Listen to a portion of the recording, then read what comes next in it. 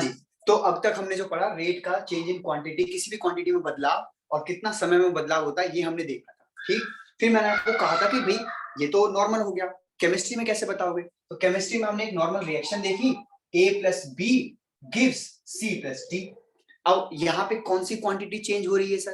तो बेटा यहाँ पे 4 क्वांटिटी चेंज हो रही है। A भी चेंज हो रही है, यहाँ पे B भी चेंज होगा समय के साथ, C भी चेंज होगा समय के साथ और D भी चेंज होगा समय के साथ। बस फर्क इतना है कि विद टाइम ये लोग तो डिक्रीज होंगे, ये भी डिक्रीज होगा, ये इंक्रीज होगा और ये भी इंक्रीज होगा। तो ऐसे केस में क्या होगा कि अगर आप इसकी फाइनल माइनस इनिशियल वैल्यू निकालते हैं तो आप माइनस में आ जाएंगे, यहां भी आप माइनस में आ जाएंगे और यहाँ पे प्लस में, यहाँ पे प्लस में। तो माइनस से बचने के लिए मैंने आपको कहा था कि ऐसे में आप आगे माइनस लगा देना। तो आप क्या करते थे, डेल्टा ए की concentration with respect to time minus आगे लगा दिया था, या फिर आप बताइए चेंज इन बी आगे माइनस लगा देना विद चेंज इन टाइम, या फिर आप चेंज इन सी आगे इसका कुछ नहीं लगाना आपको, और या फिर बेटा चेंज इन डी और विद रिस्पेक्ट टू टाइम। ये था आपका बेटा रेट का फॉर्मूला, ये हमने अब तक पढ़ा था।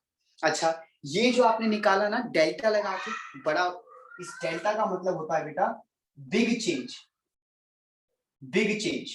ठीक, मतलब ये आपको ओवरऑल या फिर आप कह सकते हैं एवरेज रेट बताएगा। अब आपको हमने एवरेज रेट और इंस्टेंटेनियस रेट भी बता दिया था। एवरेज रेट एक इंटरवल ऑफ टाइम के बीच में काम करता है, 0 से 20 सेकंड, 10 से 20 सेकंड, 5 से 15 सेकंड, जबकि इंस्टेंटेनियस किसी पर्टिकुलर सेकंड पे काम करता है कि 10वें सेकंड पे रिएक्शन की स्पीड क्या थी, 15वें सेकंड पे रिएक्शन की स्पीड क्या थी, 7वें सेकंड पे रिएक्शन की स्पीड क्या थी। तो instantaneous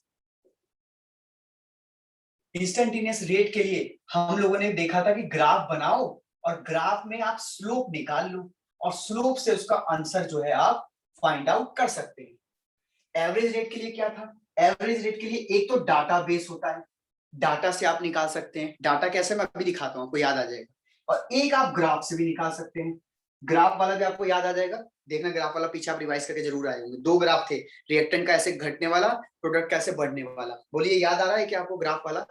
yes sir. Yes data वाला भी करा देता हूँ, एक क्वेश्चन डाटा वाला कराऊंगा, आपको समझ आ जाएगा। ठीक है, अब सुनिए ध्यान से। अगर ये जो चीजें हैं ये तो इसका एवरेज रेट दिखाती हैं, मैं कहूँ नहीं यार एवरेज रेट का एक्सप्रेशन नहीं, आप इस रिएक्शन का इंस्टेंटेनियस रेट का एक्सप्रेशन लिख के दिखाओ। तो कुछ नहीं करना आपको, आप ऐसे कर लेना, rate is equal to minus, बेटा यहाँ पे डेल्टा की जगह पे डी लगा लेना, D A by D T, यहाँ पे minus D B B D B by D T, यहाँ पे D C by D T and यहाँ पे D die by D T.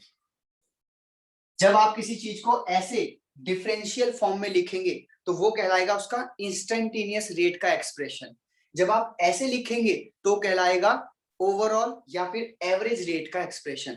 यहाँ पे डी मतलब होता है स्मॉल चेंज, और लास्ट क्लास में हमारी जो क्लास अटक गई थी वो इंस्टेंटेनियस के ग्राफ के स्लोप पे अटक रही थी, तो थोड़ा बहुत मैंने आपको कहा था कि पढ़ के देख लो, होपफुली मैथ वालों को समझ आ गया होगा। बोलिए हाँ या ना?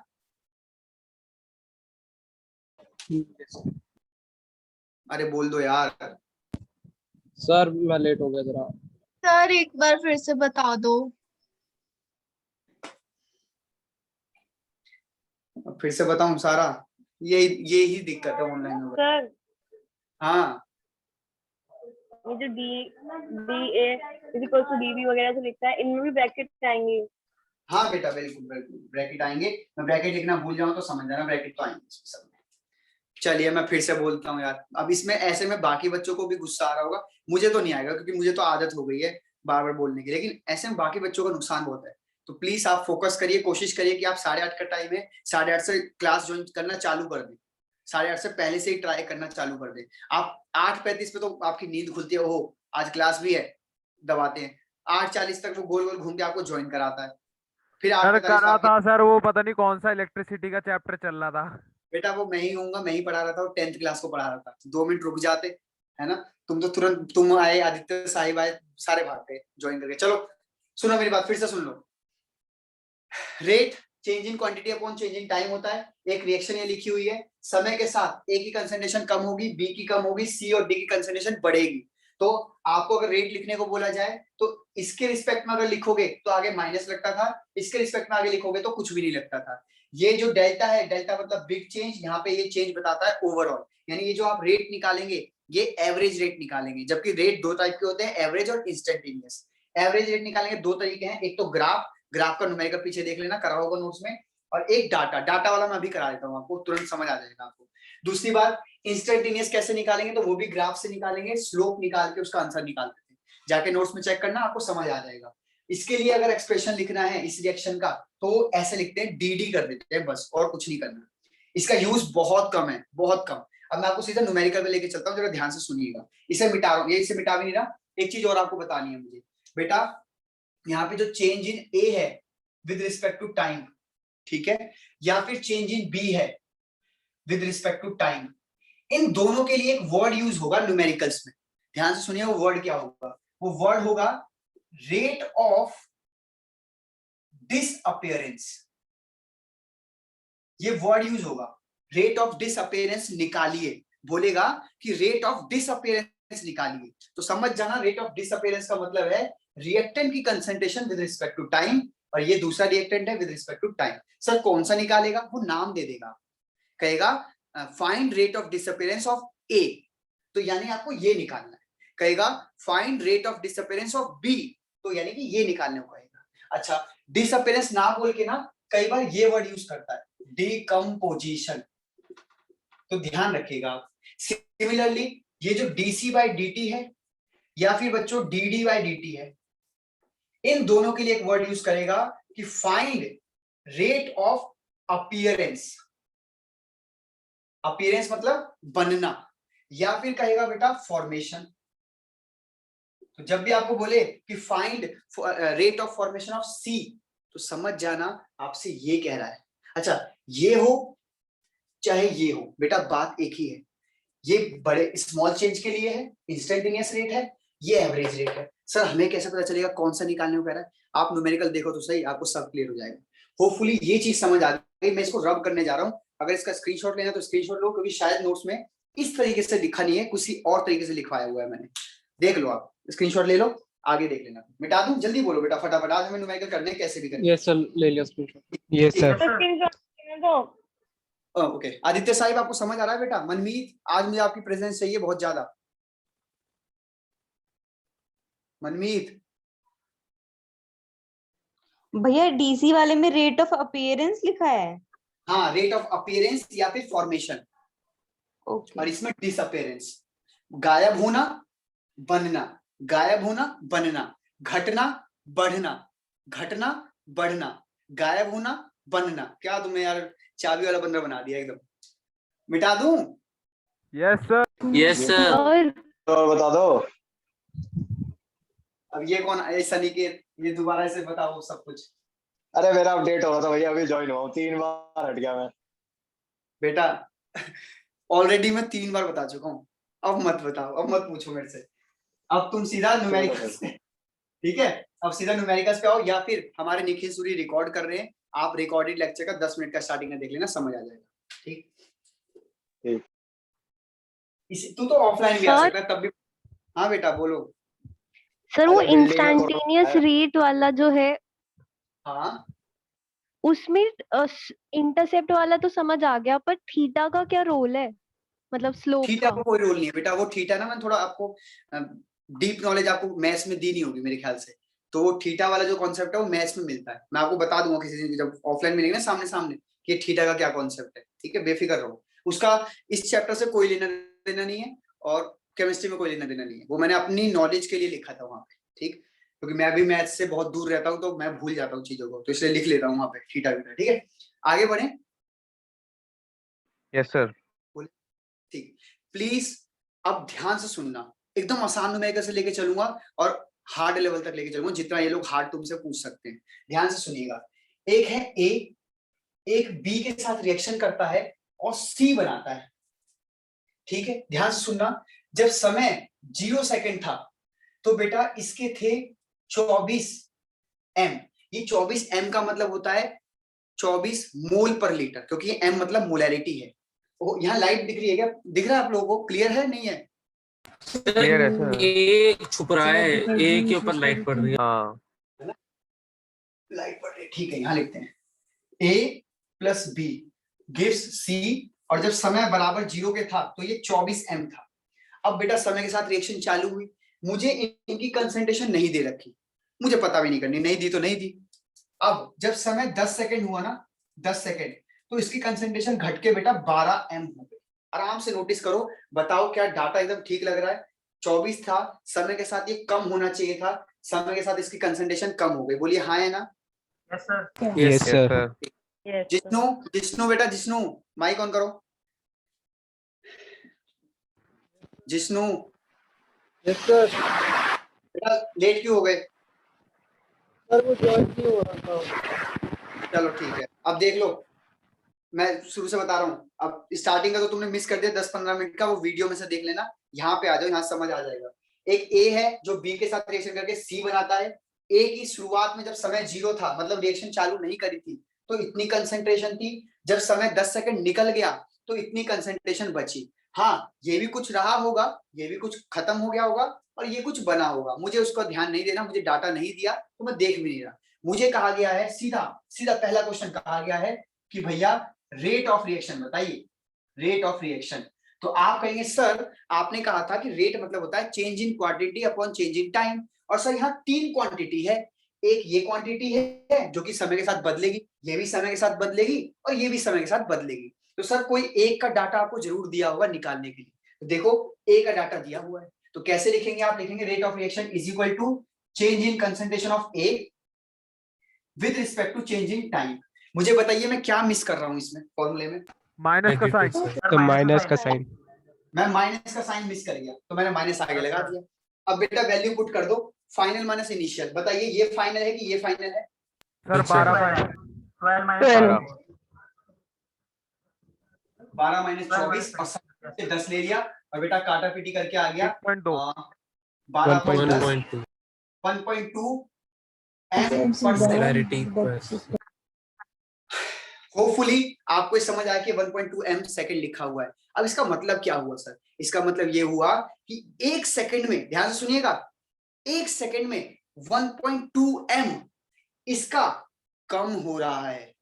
बोलिए हाँ है ना? Yes sir, yes sir. हाँ, ये 1.2 m पर सेकंड क्या लिखा है कि इतनी कंसंट्रेशन इसकी कम हो रही है विद रिस्पेक्ट टू टाइम। लेकिन मुझे सोच के बताइए कि ये मैंने ओवरऑल निकाला है या इंस्टेंटेनियस निकाला है? ओवरऑल। ओवरऑल है। एवरेज। क्योंकि बेटा आपने यहाँ पे एक समय का गैप ले लिया। अगर किसी पर्टिकुलर सेकंड पे निकालूंगा तब होता है इंस्टेंटेनियस। तो ये अंडरस्टूड है कि ये ओवरऑल रेट निकाला है। क्या मैं क्लियर हूँ चीजों को लेकर? जल्दी बताइए। Yes sir. ठीक। भैया। आगे सुनिए, अगला पार्ट सुनिए, थोड़ा सा उसको और मॉडिफाई कर रहा हूं। मैं आपसे पूछता हूं कि बताइए second question, rate of formation of C, C किस स्पीड से बन रहा है ये मुझे 1.2 बताइए। से सर। तो मैं, अरे वाह यार, ये कहीं पढ़ के आए हो क्या तुम लोग? नहीं सर। सच्ची बताना, ये YouTube वगैरह से पढ़ लिया अरे है क्या सर, सब कुछ? आप इन्हें तो बताया था तीनों इक्वल होते हैं ना।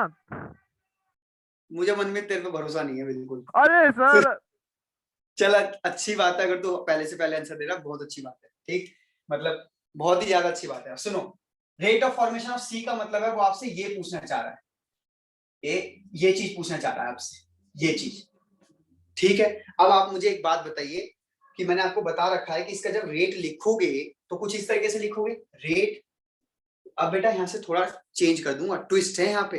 अगर आपका ध्यान हटका, मतलब 5 सेकंड 10 सेकंड 15 सेकंड के लिए भी अगर आपका नेटवर्क गया तो समझ लेना आपकी क्लास वेस्ट हो जाएगी।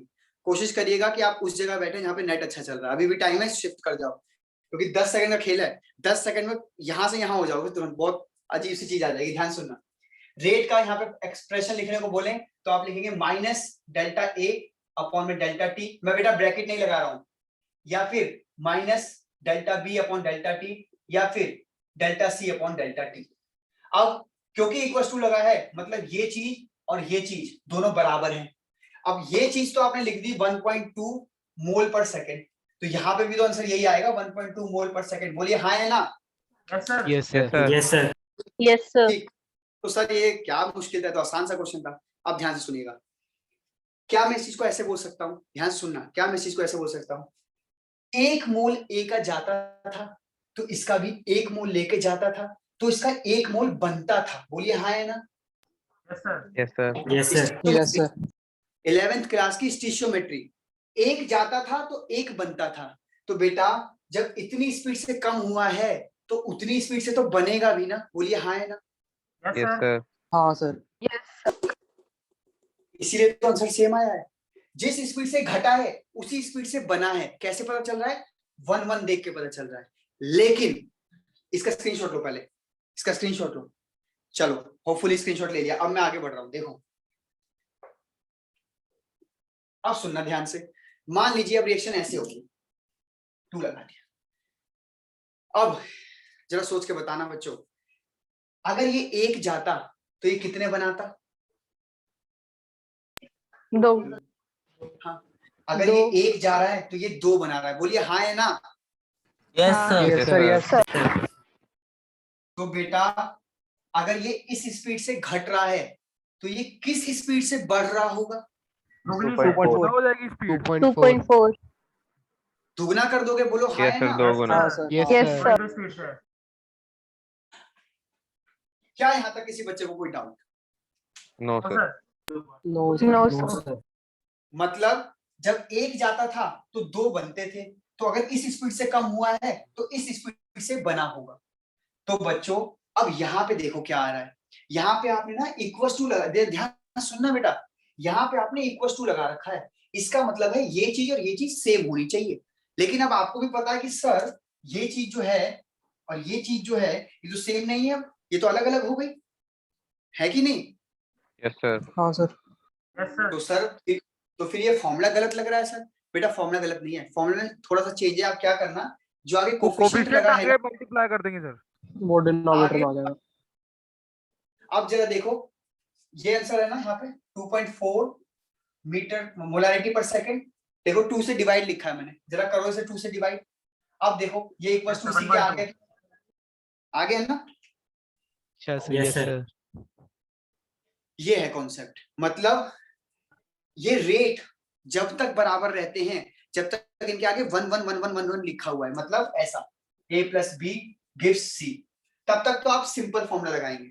लेकिन जैसे ही कोई आगे कोफिशिएंट लग जाता है तो बेटा इनका आंसर बदल जाता है। ये 1.2 था तो ये 2.4 हो गया। अब सर ऐसे में ये फॉर्मूला वैलिड नहीं है, तो आप क्या करेंगे, जो भी आगे डिजिट लगी है उसी से उसको डिवाइड कर देना, तो देखना आंसर वापस से सेम हो जाएगा। इसीलिए कोफिशिएंट अपॉन में जाता है, ना कि पावर में चढ़ता है और ना कि आगे मल्टीप्लाई होता है। कोफिशिएंट हमेशा अपॉन में जाता है, क्योंकि आपको ये एक्सप्रेशन सही करना था। देख के मुझे बता दीजिए आया समझ या नहीं आया? यस सर आ गया। यस यस सर, आ गया। यस सर आ गया। गुड गुड गुड, बहुत बढ़िया। अब देखिए इस कॉन्सेप्ट को मैंने किताब में यानी अपने नोट्स से थोड़ा सा अलग हटके समझाया हुआ है। तो अगर आपको समझ आता है तो ठीक है, नहीं तो आप ऐसे ही समझेंगे। बढ़िया है, ये भी कॉन्सेप्ट बढ़िया है। अब जरा क्वेश्चन आपके सामने, ध्यान से सुनिएगा भैया। हाँ जी बोलिए। रेट ऑफ फॉर्मेशन तो dv/dt वाला होता है ना, ये तो रेट ऑफ डिकम्पोजिशन होता है। ये रेट ऑफ डिकम्पोजिशन होता है, ये भी रेट ऑफ डिकम्पोजिशन होता है, ये रेट ऑफ फॉर्मेशन होता है। अच्छा प्रोडक्ट ठीक सर रेट ऑफ फॉर्मेशन और रेट ऑफ डिकम्पोजिशन सेम होता है? हाँ, प्रोडक्ट का फॉर्मेशन और रिएक्टेंट का डिकम्पोजिशन वर्ड यूज करना है। दोनों सेम कब होंगे? जब सबके आगे 1 लिखा होगा। अगर किसी के भी आगे 2, 3, 4 लिख दिया तो वो बराबर नहीं होंगे। फिर बराबर करना है तो ये करना पड़ेगा 1/2 सर, 1/3। तीनों के कोफिशिएंट सेम है तो भी हो जाएगा ना ये? क्या बेटा? सर तीनों के कोफिशिएंट अगर सेम है तो भी हो जाएगा ना? तो सेम है ही, तो तुम बोल ही रहे थे सेम ही है। अगर कोफिशिएंट सेम नहीं है तब क्या करें सर? तब कैसे इक्वल टू का बैलेंस करें? तो इक्वल टू बैलेंस करने के लिए आगे नंबर लगाना। जरा देखो ध्यान से, ये लो एक reaction N2 + 3H2 gives 2 ammonia. ये रिएक्शन आपने बड़ी फेमस सुनी होगी। मैं कहूं कि इसका जरा रेट लिख के दिखाओ, तो ध्यान से सुनना। इसका रेट ऐसे ही तो लिखोगे, कहां लिखे? यहां लिख देते हैं, rate is equal to change in N2 upon change in time is equal to 1/3 change in H2 upon change in time. बोलिए हाँ या ना? Sir Yes. माइनस का साइन नेगेटिव भी आएगा। माइनस, माइनस का नेगेटिव। एक माइनस यहाँ, एक माइनस यहाँ, Yes, is sir. Equal to 1/2 change in ammonia upon change in time. क्या ये एक्सप्रेशन सही लिखा है? कोई कमी, कुछ गलती? यस सर सही है। सही है सर। ठीक, अब Yes, ध्यान से sir. सुनिएगा। ब्रैकेट नहीं है बस। अब क्या बेटा? हाँ, ये कौन बोल रहा है ब्रैकेट नहीं है? मैं मतलब मैं, सर मैं रिएक्टेंट मुझे या क्या प्रोडक्ट लगता से फर्क नहीं पड़ता, वो सिर्फ सीधा डिवाइड कर दो कोफिशिएंट को।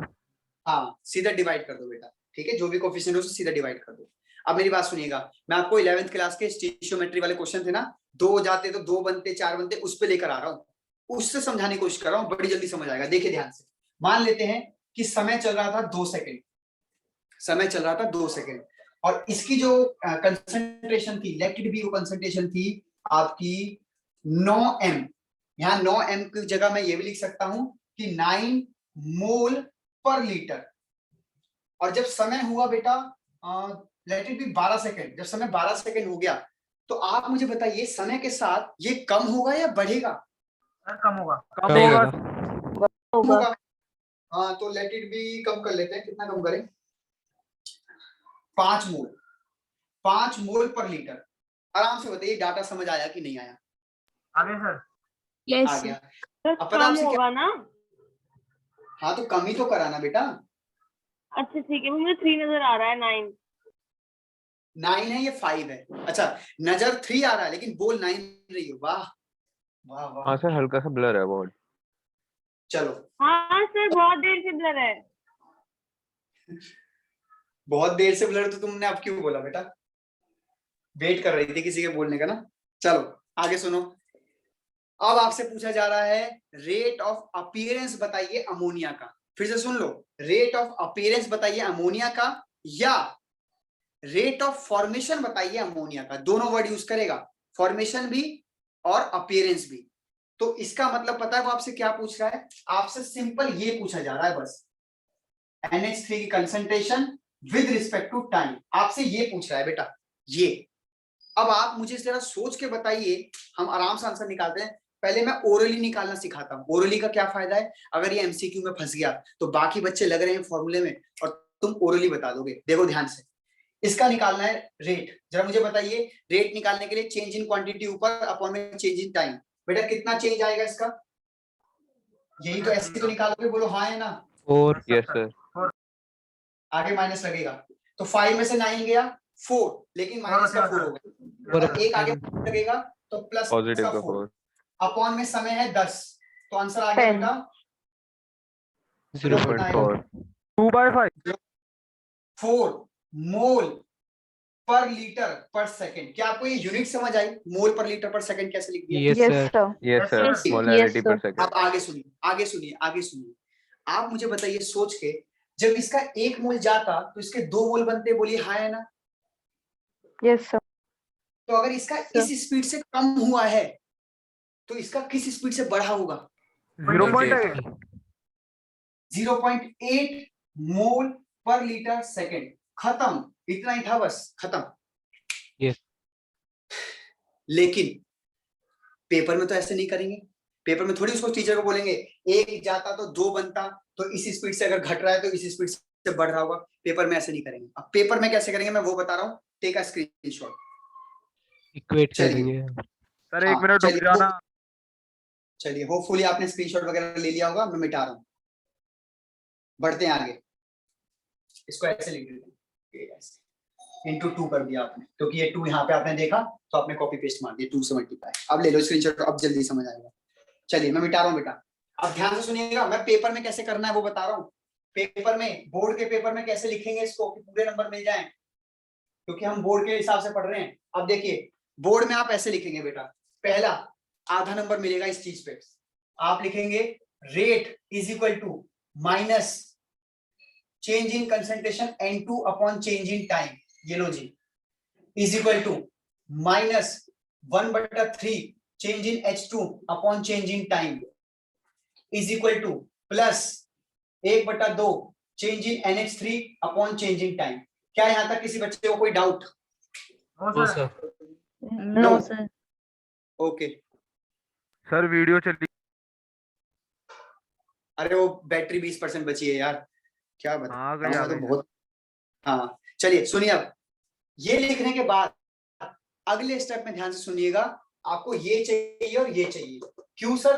अरे ये आपको दिया है इसलिए आपको ये चाहिए, और ये आपसे पूछा है इसलिए आपको ये चाहिए। तो अगले स्टेप में आप इन दोनों को नीचे उतारना, इसको छोड़ देना ऐसे। बेटा इक्वल टू है ना, ये दोनों बराबर ही तो है, ये इसके बराबर, ये इसके बराबर, तो ये इसके बराबर। तो अगले स्टेप में आप ऐसे लिखेंगे, minus change in N2 upon change in time is equal to 1/2 change in ammonia upon change in time. Hopefully second step clear हो गया। मैं थर्ड स्टेप पे जा रहा हूं, उसके लिए मुझे ये मिटाना पड़ेगा। अब बच्चों, क्या आप इसकी वैल्यू निकाल चुके हैं? देख के बताइए इसकी वैल्यू क्या थी। हाँ जी सर। बताइए। 0.4। 0.4 0.4। बेटा ये 2 यहाँ डिवाइड हो रहा है, वहां जाके क्या होगा? मल्टीप्लाई। मल्टीप्लाई। लो जी बच्चों, आपका आंसर आपकी स्क्रीन पे सामने आ चुका है, दैट इज 0.8 मोल पर लीटर सेकेंड। इस तरीके से आप पेपर में, बोर्ड के पेपर में करके आएंगे इस क्वेश्चन को। ये लीजिए, ये रहा पूरा बोर्ड के पैटर्न का, ये लीजिए, बक्से में बंद कर दिया। होपफुली यहाँ कोई दिक्कत नहीं है। आप ऐसे भी कर सकते थे ABCD खेल के, और आप ऐसे करेंगे पेपर में। क्या मैं क्लियर हूँ चीजों को लेकर? Yes sir. Yes sir. अपना व्हाट्सएप यस खोले। सर। अब मैं आपको ग्रुप में क्वेश्चंस भेजता हूं, सुनते रहिएगा मेरी बात, और यस और नो बस बताते रहिए कि हाँ सर समझ आया, हाँ सर समझ आया। ठीक, 2 मिनट रुकिए, मैं आपको फोटो खींच के भेज रहा हूँ। अब आपको यकीन नहीं होगा कि आज हमने पहली ऑफलाइन क्लास रखी थी आपके बैच वाले बच्चों की, और मैं उनको ये चीजें करा चुका हूँ। इसका मतलब बहुत ज्यादा स्पीड से उन्हें पढ़ाया, 1.5 घंटे पढ़ाया मैंने उनको। 1.5 घंटे में ये क्वेश्चंस वगैरह सब करा दिए उनको। NCERT के क्वेश्चन भी करा दिए, ये OP टंडन एक बुक है, इसके भी क्वेश्चन करा दिए। ठीक है, अब इसी के क्वेश्चन तो मैं कराने भेज रहा हूँ। आप तो चैप्टर 2 करा रहे थे। बेटा नहीं, उन्होंने चैप्टर 2 नहीं कराया, उन्हें यही कराया मैंने। बताते भी नहीं हो, मैं भी आ जाता फिर। बेटा तुम्हारा अलग बैच है, वो एवरेस्ट का बैच बुलाया था मैंने आज। ठीक है, ठीक और है। तू दोनों जगह आ रहा है, तू बाद में फंसेगा, देखियो सनी के। एक ही जगह पढ़ना है बस, या तो ऑनलाइन पढ़ पूरा या ऑफलाइन पढ़ लगकर। अलग अलग जगह पढ़ेगा फिर फंसेगा। अरे बेटा बस 1 सेकंड वेट करो, ठीक है, मैं भेज रहा हूँ क्वेश्चन आपको।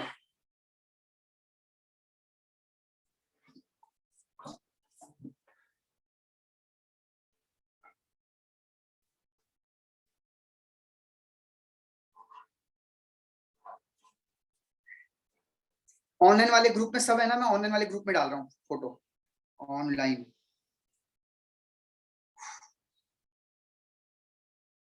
एक मुझे छोड़ के, मैं नहीं हूँ उसमें।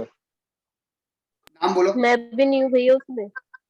नाम बोलो। हाँ भैया निकेत, मैं भी नहीं हूँ। निकेत, अरे नाम बोलो भाई। ज्योति। और पूजा। निकेत, ज्योति, पूजा और सनिकेत। सनी।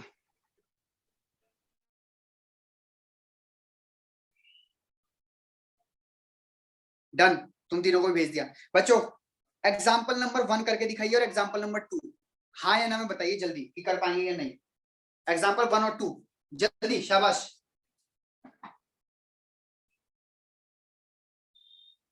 सर हाँ जी। ये टाइम मिनट में दे रखा है, ये चेंज करना है नहीं करना?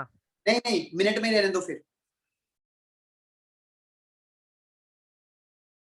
पहला क्वेश्चन तो बड़ा आसान है, आपको बताओ Yes, sir. ए इतने हाँ सर हो जाएगा। हो जाएगा। देखो ये है पहले क्वेश्चन का एक्सप्रेशन लिख देता हूँ। एक्सप्रेशन लिख के आपको जल्दी समझ आ जाएगा, क्योंकि ऐसे है। कोई ए नाम का रिएक्टेंट है जो कि प्रोडक्ट में कन्वर्ट हो गया। पहले ए था 0.200, फिर ये बन गया 0.150, तो ऑब्वियसली कम होगा, रिएक्टेंट है। समय गैप कितना लग रहा है? 1 मिनट 2 मिनट क्या है? 10 मिनट। 10 मिनट। 10 मिनट। 10 मिनट्स। तो जी तो कर नहीं दोगे आराम से? Change in quantity upon change in time, बोलिए हाँ या ना। Yes sir. यस हो सर। जाएगा सर। यस क्वेश्चन नंबर 2 देखो, क्वेश्चन नंबर 2, शाबाश।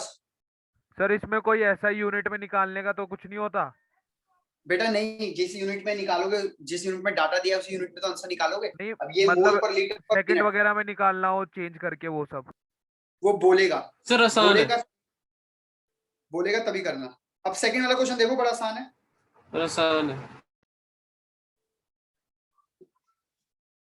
आंसर पढ़ोगे तो कंफ्यूज ना हो जाना, पहले अपना दिमाग चला लेना फिर आंसर पढ़ना। मैं लिख देता हूं बेटा, बैच में हूं मैं, फोन काटता हूं तो समझ जाएगा और बैच में हूं, ठीक है। हाँ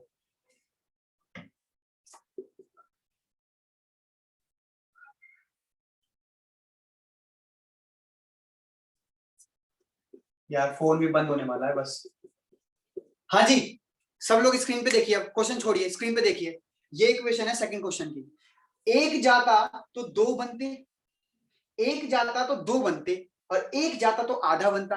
अरे भैया, इसकी स्पीड जो भी रही होगी, इसकी स्पीड दुगनी हो जाएगी और इसकी स्पीड आधी हो जाएगी। लेट इट बी, इसकी स्पीड है 0.4, तो भैया इसकी स्पीड हो जाएगी 0.8 और इसकी स्पीड हो जाएगी आधी यानी 0.2। बोलो हाँ या ना। Yes sir. Yes, sir. हाँ भैया। ओरली हुआ, ये तो तुमने ओरली कर दिया। ये तो ट्रू फॉल्स खेलो, मतलब जब एमसीक्यू आएगा तब खेलना। पेपर में कैसे करेंगे वो इन्होंने किताब में दे रखा है, उस आंसर में पढ़ो, मुझे बताओ यस और नो, फिर आगे बढ़ते हैं। जल्दी करिए, शाबाश, बहुत बढ़िया। हो गया सर। एग्जाम्पल नंबर 4 और 5 करिए, 4 और 5, शाबाश।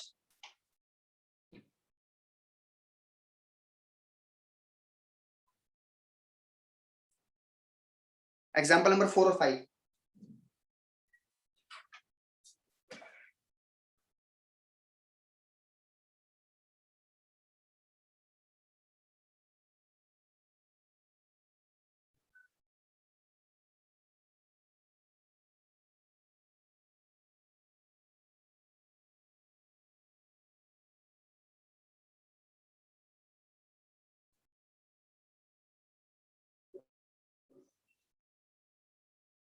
हो जाएगा सर। ठीक है, गुड। 4 हो 5 जाएगा हो सर। जाएगा तो उसी के नीचे आपको ऑब्जेक्टिव दिख रहे होंगे, 2 ऑब्जेक्टिव। कंफर्म करिए दोनों ऑब्जेक्टिव कर सकते हैं कि नहीं।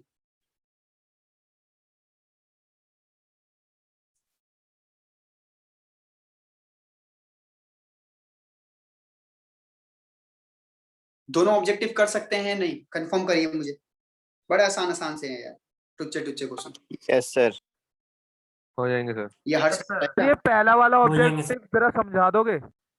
बेटा पहले वाले में कह रहा है कि ना, इसमें 4 एक्सप्रेशन लिखे हुए हैं, आपको ये बताना कि एक्सप्रेशन कौन सा गलत है कौन सा सही है, मतलब सही वाला पकड़ना होगा। तो देखो, पहले ऑप्शन में 1/2 लिखा है, बिल्कुल सही लिखा है। फिर गड़बड़ क्या हुई, गड़बड़ हुई माइनस की, तुमने माइनस तो लगाया नहीं।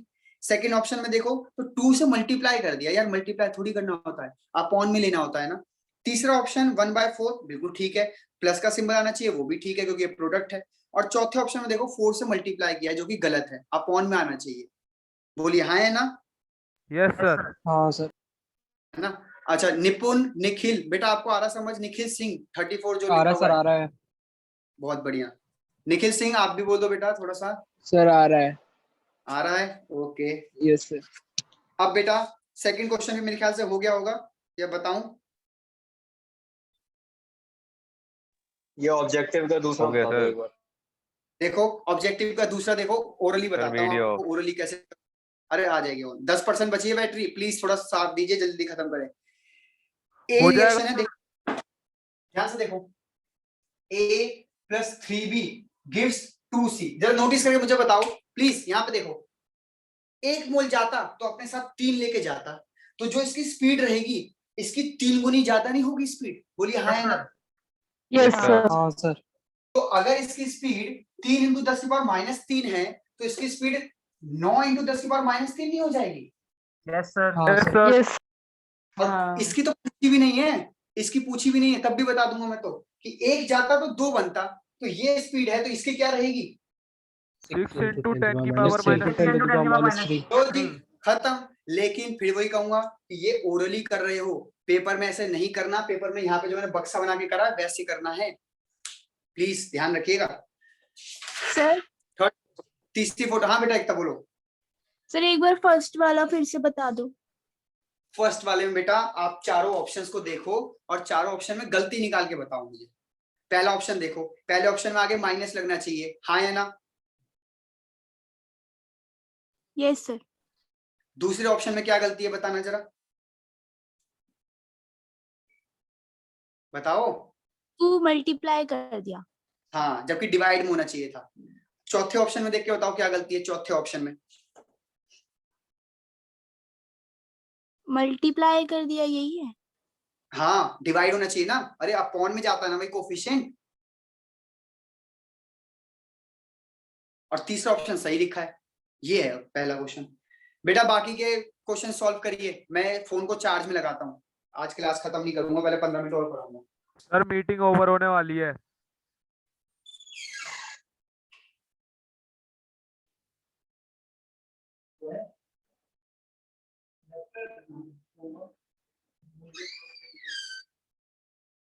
मीटिंग ओवर होने वाली है, कोई बात नहीं, बस 10-15 मिनट का कंटेंट और बचा है बच्चों। 10-15 मिनट में सारे न्यूमेरिकल्स कवर हो जाएंगे, फिर आज के लिए इतने। अंकिता बेटा समझ आ रहा है आपको? अंकिता, अंकिता नाराज है, अंकिता नहीं बोल रही। Yes sir. आ रहा है बेटा समझ? हाँ सर आ रहा है। जिया, इशिका, आ रहा समझ? Yes sir. ठीक है, और ये क्या नाम है? सर एक और बार हमारा- एग्जाम्पल 4 में rate of appearance of I2 बता दो। क्वेश्चन नंबर 4 में या 6 में बेटा? एग्जाम्पल एग्जाम्पल अच्छा, एग्जाम्पल 4। सर लग रहा है गलत किया।